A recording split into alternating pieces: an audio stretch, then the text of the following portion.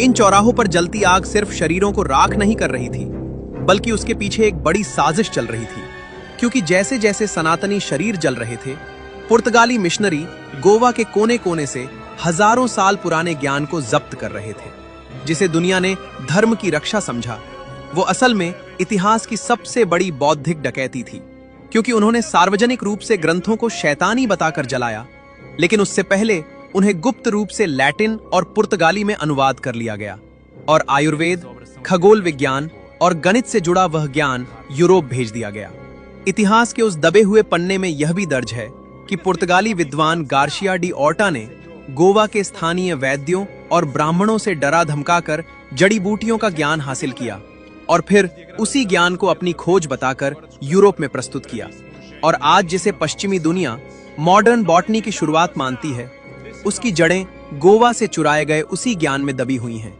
ज्ञान के साथ साथ 1567 से 1600 के बीच गोवा की धरती पर 300 से ज्यादा भव्य मंदिरों को भी नष्ट कर दिया गया, जिनमें सप्तकोटेश्वर, मंगेशी और शांता दुर्गा जैसे प्रमुख मंदिर शामिल थे। पुर्तगाली सिर्फ मंदिर नहीं तोड़ते थे, बल्कि उन्हें अपवित्र भी करते थे। क्योंकि मूर्तियों को तोड़कर उनके पत्थरों का इस्तेमाल चर्च की सीढ़ियों और दीवारों में किया जाता था, ताकि हर नया ईसाई अपने ही पूर्वजों के देवताओं को पैरों तले रौंदकर आगे बढ़े।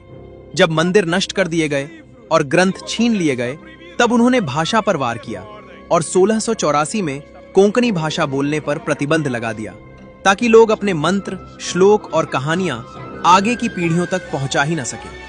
252 सालों तक गोवा की गलियों में ये सब चलता रहा, लेकिन 1812 में जब ब्रिटिश दबाव बढ़ा और दुनिया भर में इंक्विजिशन की आलोचना होने लगी, तब पुर्तगालियों को इसे बंद करना पड़ा। हालांकि इस नर्क को बंद करने से पहले उन्होंने अपने अपराधों के सबूत मिटाने का फैसला किया और पैलेस ऑफ इंक्विजिशन के रिकॉर्ड रूम में आग लगाकर हजारों केस फाइलें और प्रताड़ना से जुड़े दस्तावेज नष्ट कर दिए, ताकि भविष्य में कोई उन्हें अपराधी साबित न कर सके। और आज जो कुछ भी इतिहास के रूप में हमारे पास है, वो केवल उन थोड़े से दस्तावेजों से है जो किसी तरह बच पाए। आज जब कोई गोवा जाता है तो उसे चर्चों की भव्यता दिखाई जाती है, लेकिन उन नींवों की कहानी नहीं बताई जाती जो खून से सींची गई थी। बेसिलिका ऑफ बॉम जीसस के पास आज भी हाथ कतरो खंभा खड़ा है और चर्चों की दीवारों में लगे पत्थर आज भी ये गवाही देते हैं कि उन्हें जबरन उनकी जगह से हटाया गया था। फ्रांसिस जेवियर का शरीर आज भी एक कांच के ताबूत में रखा है और उसे एक संत के रूप में पूजा जाता है। लेकिन ये सवाल आज भी बना हुआ है कि क्या उस ताबूत की छाया में उन लोगों की यादें नहीं होंगी जिन्हें इसी धरती पर प्रताड़ित किया गया था।